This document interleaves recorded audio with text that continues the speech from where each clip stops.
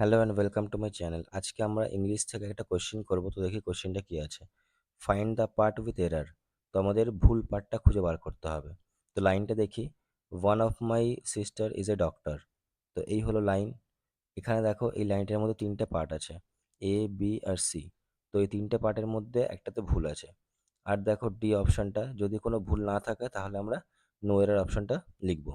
তো লাইনটা দেখি, one of my sister is a doctor. তো এখানে দেখো ওয়ান অফ কথাটা রয়েছে।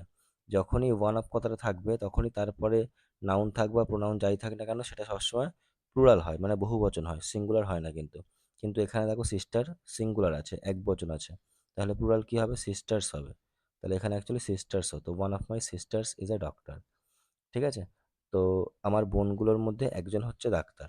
তো এরকম আরেকটা দেখো, one of the great cricketers, one of, যেমন মনে করো Virat Kohli is one of the great cricketers. তাই না? এখানে ক্রিকেটার বলিনি কিন্তু ক্রিকেটার্স বলেছি। তাহলে যখনই ওয়ান অফ কথাটা থাকবে তখনই আমরা প্লুরাল ব্যবহার করব।